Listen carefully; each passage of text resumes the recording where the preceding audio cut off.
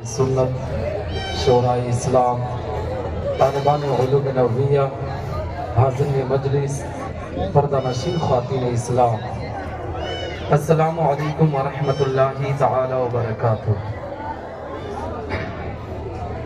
भैया सलाम का जवाब देना नहीं जानते हैं क्या?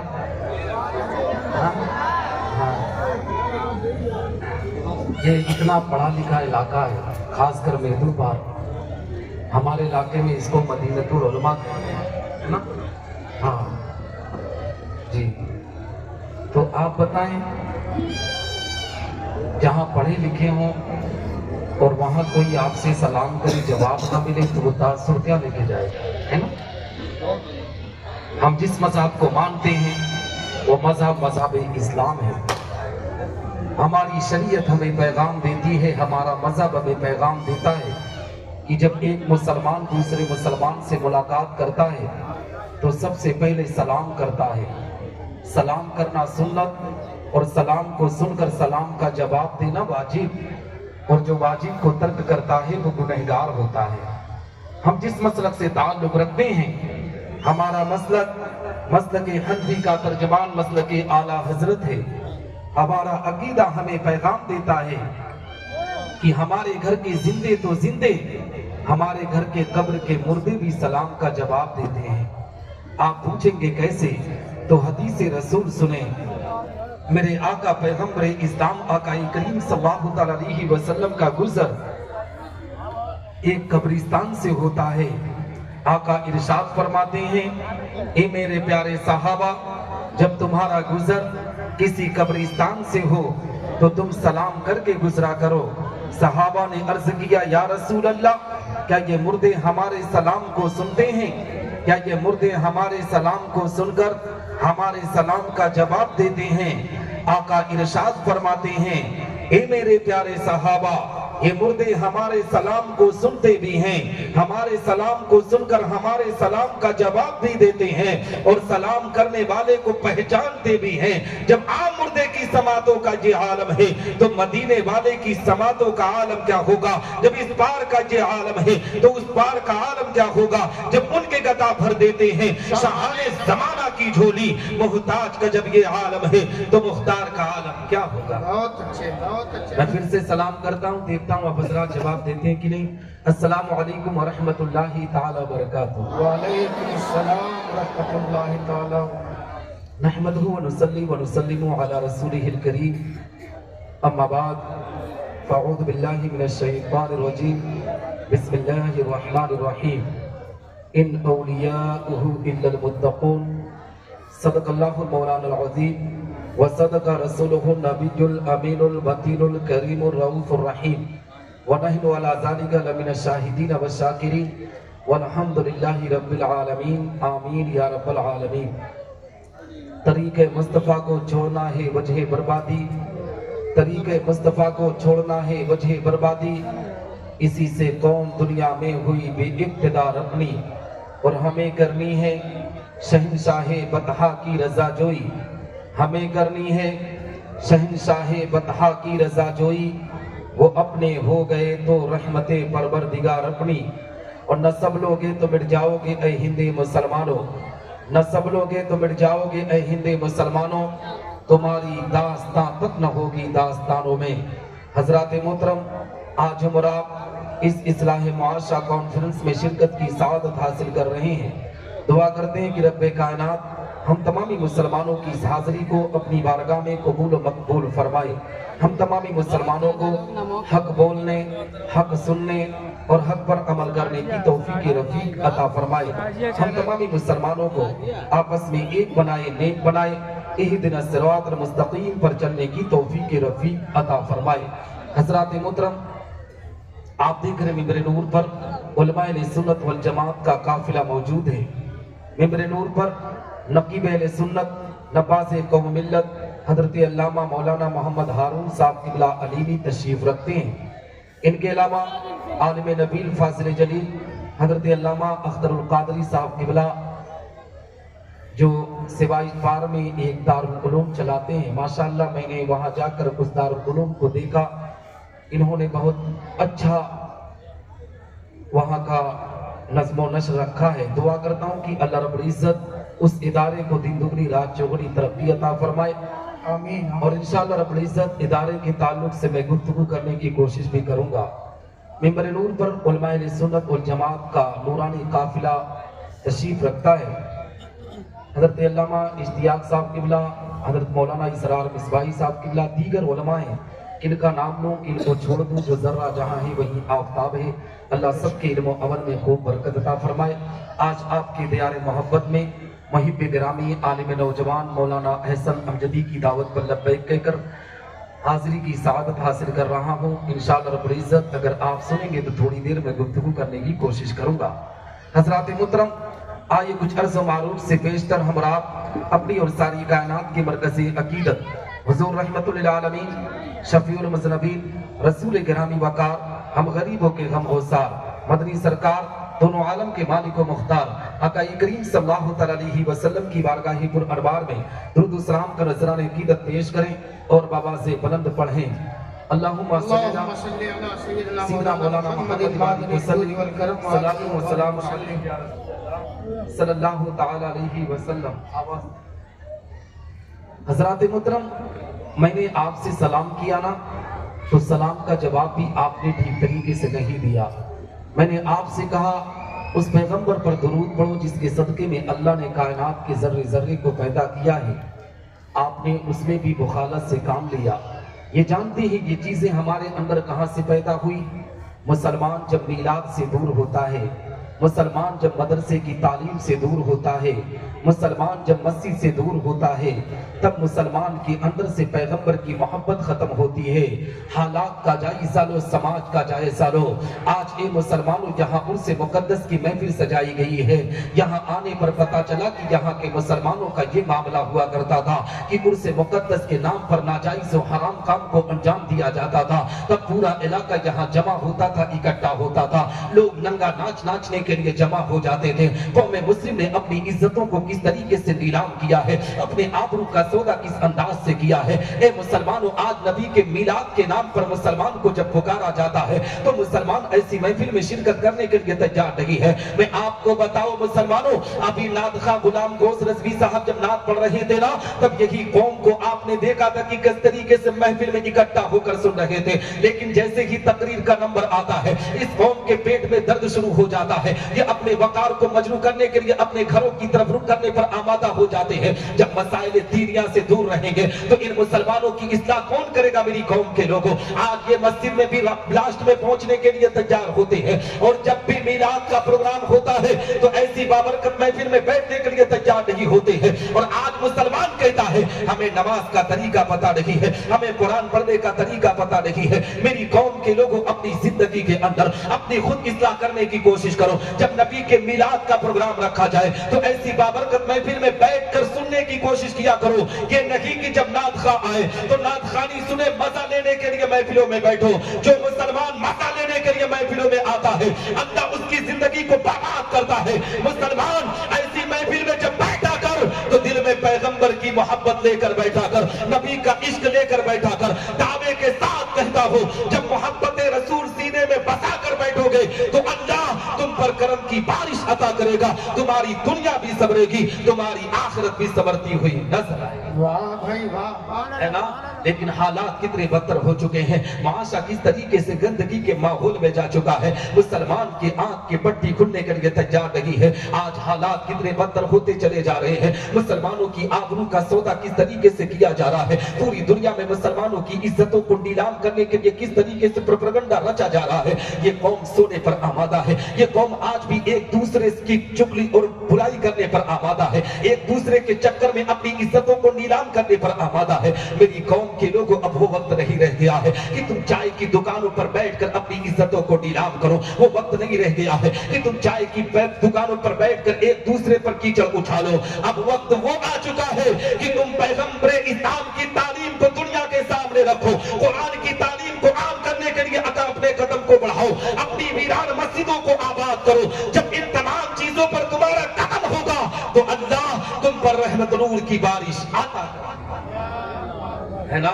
लेकिन हालात कितने बदतर है। आप जानते हो जब मुसलमानों की आबरू लूटा जाता है, मुसलमानों की इज्जत पर हमला किया जाता है, तब यही मुसलमान कहता है निसार अहमद निजामी, आज भारत की जमीन पर हमें सताया क्यों जा रहा है, भारत की जमीन पर हमारे वकार को मजरू क्यों किया जा रहा है। हकीकत में मुसलमानों जब इनसे सवाल करोगे ना तो ये मुसलमान कहते हैं कि हम इसलिए सताए जाते हैं, हम टोपी लगाते हैं इसलिए मारे जाते हैं, हम दाढ़ी रखते हैं इसलिए मारे जाते हैं, हम इस्लामी लिबास पहनते हैं इसलिए मारे जाते हैं, हम इस्लामी नाम रखते हैं इस बुनियाद पर सताए जाते हैं। मेरी कौम के लोगों, दुनिया के किसी खित्ते में कोई टोपी के नाम पर नहीं मारा जाता, दाढ़ी के नाम पर नहीं मारा जाता। अगर आज मुसलमान मारा जा रहा है तो अपने करतूत की बुनियाद पर मारा जा रहा है, अपने गंदे आमाल की बुनियाद पर मारा जा रहा है। मेरी कौम के लोगों, अभी भी वक्त है, समझ जाओ। पैगंबर इस्लाम की तालीम पर अमल करके नबी की शरीयत पर चलना शुरू कर दो। हकीकत में नहीं तो वो दिन दूर नहीं है कि तुम इस दुनिया से बर्बाद कर दिए जाओगे। अगर आबाद होना चाहिए हो तो इस गांव की वीरान मस्जिदों को आबाद करो, रब की बारगाह में सजदा करो, कुरान की तिलावत करो, अपने बाप और माँ की खिदमत करो। जब ये तमाम कामों को अंजाम दोगे तब अल्लाह करम की बारिश अता करेगा, तुम्हारी दुनिया भी सबरेगी, तुम्हारी आखिरत भी सबरती हुई नजर आएगी। लेकिन आज जानते हो क्या किया जाता है, हम अपने आप को पैगंबर इस्लाम का दीवाना कहते हैं। मुसलमान अपने आप को दीवाना कहने के लिए कभी पीछे नहीं हटता है। हकीकत में मुसलमानों पैगंबर इस्लाम से मोहब्बत का दावा करने की बात आ जाए ना, इसी महफिल में अभी कितने लोग खड़े हो जाएंगे जो अपने आप को नबी का गुलाम कहेंगे, जो अपने आप को पैगंबर इस्लाम से मोहब्बत करने वाला कहेंगे, नबी आखिरुज़्ज़मा आकाई करीम सल्लल्लाहु अलैहि वसल्लम का गुलाम कहने पर आमादा होंगे। लेकिन इसी मजलिस में अगर पूछ लिया जाए कितने मुसलमान हैं जो अल्लाह के घर में जाकर रब की बारगाह में सजदा करते हैं, कितने मुसलमान हैं जो घर में कुरान की तिलावत करते हैं, तो ए मुसलमानों इस पूरे मजलिस के अंदर आप जायजा लेंगे तो 2, 4, 6, 10, 15 की तादाद में मुसलमान निकलेंगे। तो बताओ मुसलमानों, हमने पैगंबर से मोहब्बत कब किया, हमने नबी आखिरुज़्ज़मा की अकीदत को कब सीने में बसाया। सिर्फ ज़बान से मोहब्बत का दावा नहीं किया जाता है, बल्कि इश्क का दावा उस वक्त किया जाता है जब मुसलमान नबी की मोहब्बत में नबी की शरीयत पर चलता है, कुरान की तालीम पर अमल करता है। आज तो हालात इतने बदतर है कि हम मदरसों के वकार को मजरू करने के लिए पूरी कोशिशें करते हैं, हम मदरसों की तालीम को वकार को मजरू करने की पूरी कोशिशें कर दिया करते हैं। यहाँ तक कि मुसलमानों जो उलमा आज दीन की खिदमत करते हैं ना, उन उलमा की टांग पकड़कर हम सबसे ज्यादा खींचने पर आमादा है। खैर तो खैर है, आज सबसे ज्यादा अगर उलमा पे जुल्म करने वाला कोई है तो वो कौम मुस्लिम है। मेरी कौम के लोगों, अभी भी वक्त है, समझ जाओ। अपने कायदीन की इज्जत व तकरीम करो, अपने उलमा से मोहब्बत करो, अपने गांव के हुफ़ाज़ व कुर्रा से मोहब्बत करो, तलबा से मोहब्बत करो। जिस दिन ये मोहब्बत अपने सीने में बसाकर जिंदगी के अरकान को पूरा करोगे, अल्लाह तुम पर रहमत की वर्षा अता कर देगा, तुम्हारी दुनिया भी सबरेगी, तुम्हारी आखिरत भी सबरती हुई नजर। मैं आपको बताऊं, अभी आपसे पूछ लिया जाए ना कि ये 11वीं शरीफ का महीना चल रहा है, आप एक वली कामिल की बारगाह में नजराने अकीदत पेश करने के लिए आए हैं, तो जानते हो अल्लाह के वलियों से मोहब्बत की जब बात आ जाती है, किसी भी बुजुर्ग की मोहब्बत की बात आ जाती है, तो मुसलमान सबसे ज्यादा बुजुर्गों से मोहब्बत का दावा करता है। हकीकत में मुसलमानों किसी हिंदुस्तान की जमीन पे हिंद के राजा की बाजार है, जिन्हें ख्वाजा मोइनुद्दीन चिश्ती सदरी कहा जाता है। इसी हिंदुस्तान की जमीन पर हजरत सैयद सालार मसूद गाजी का बाजार है। इसी हिंदुस्तान की जमीन पर मखदूम पाक का बाजार है। इसी हिंदुस्तान की जमीन पर आला हजरत अजीमुल बरकत का बाजार है। अगर बुजुर्गों से मोहब्बत का दावा कर दिया जाए, महदू पार्क की जमीन पर एक बस लाकर खड़ी कर दिया जाए और ये ऐलान किया जाए कि गरीब नवाज की बारगाह में हाजिरी देने के लिए जा रहे हैं, तो मैं दावे के साथ कहता हूँ हकीकत में 40 दिन का भी टूर होना तो महदू पार्क से हम 100 लोग आम तरीके से इकट्ठा कर लेंगे, इसलिए कि हम गरीब नवाज के मजार पर जा रहे हैं, हम आला हजरत की चौखट पर जा रहे हैं, हम सैयद सालार मसूद गाजी के मजार पर हाजिरी देने के लिए जा रहे हैं। लेकिन ये ऐलान कर दिया जाए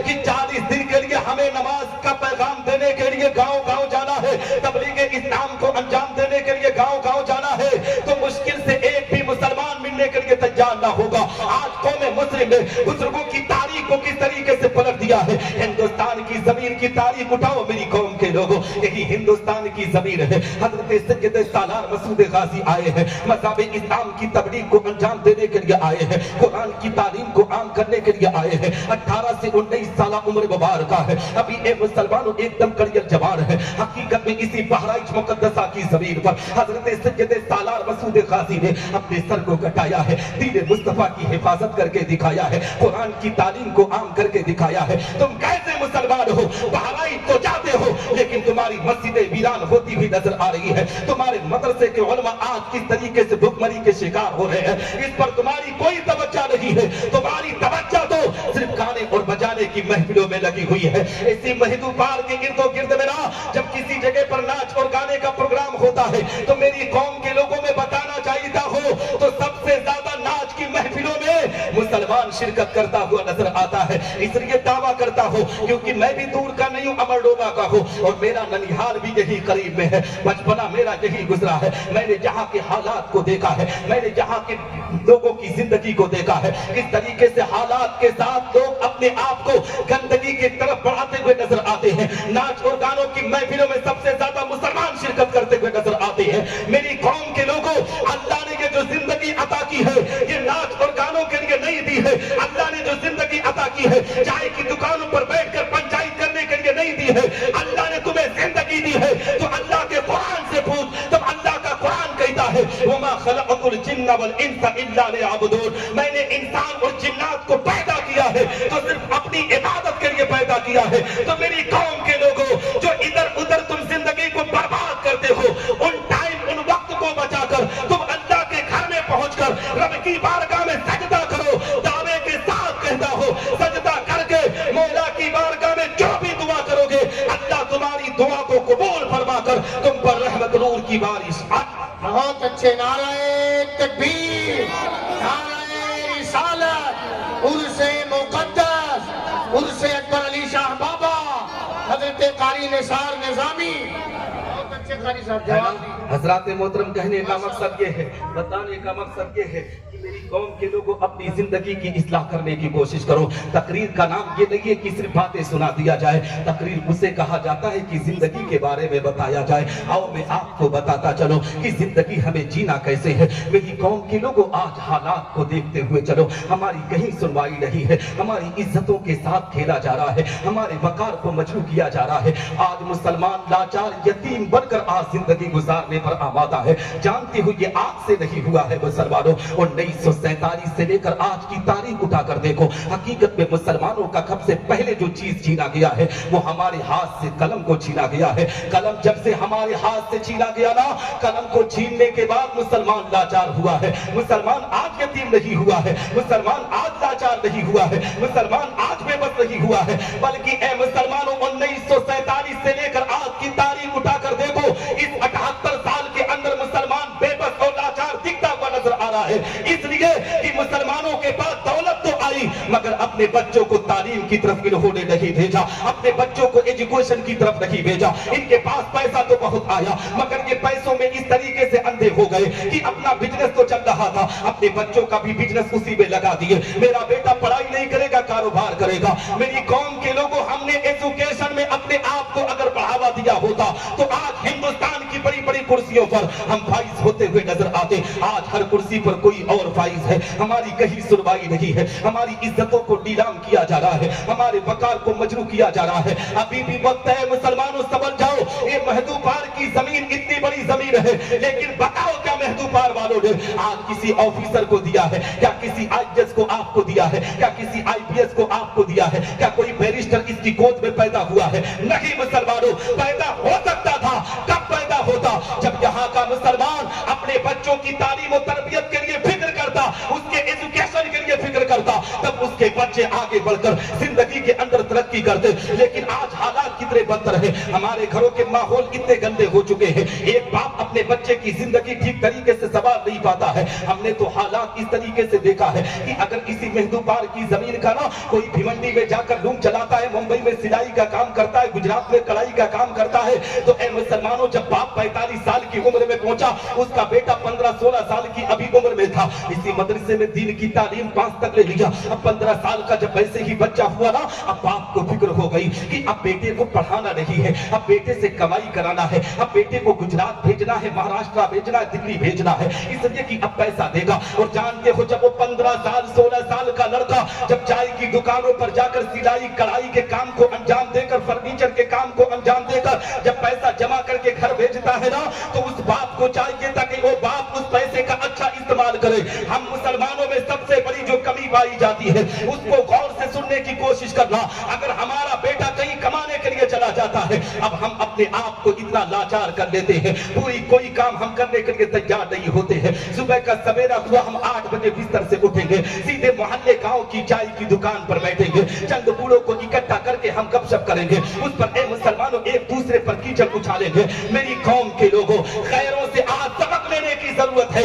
आज गैर मुस्लिम अपने बच्चे को मुस्तकबिल देने के लिए, उसकी इज्जत को ऊंचा करने के लिए बुढ़ापे की आखिरी मंजिल तक अपने कारोबार को अंजाम देता हुआ नजर आता है। एक सच्ची कहानी मैं आपको बताना चाहता हूँ, शहर कानपुर की वो तारीख है। हकीकत में मैंने बहुत से जलसों में बयान किया है। जानते हो जनवरी की 22 तारीख थी, उस जलसे में मैं शिरकत करने के लिए गया था। तकरीबन 2:30 बज रहे थे खड़ी पे। हकीकत में रात के 2:30 बजे 22 जनवरी की ठंडक कितनी भयानक होती है, कितनी सर्द होती है। हकीकत में मुसलमानों को 2:30 बजे की सर्दी में एक बाप को मैंने देखा था, हकीकत में रिक्शा चलाते हुए। जानते हो उसके अंदर इतनी ताकत और कुव्वत ना थी कि वो ठीक तरीके से ब्रिज पर अपने रिक्शे को लेकर चढ़ सकता था। हकीकत में मैं रिक्शे से उतर करके उसे धक्का दिया था, स्टेशन पर जा रहा था। मैंने उस बाप की कलाई को पकड़कर पूछा था, दादा आपकी उम्र कितनी है? जानते हो उसने कहा था तकरीबन 71-72 साल मेरी उम्र है। मैंने कहा इस उम्र के अंदर आज एक जवान 18 साल 20 साल 25 साल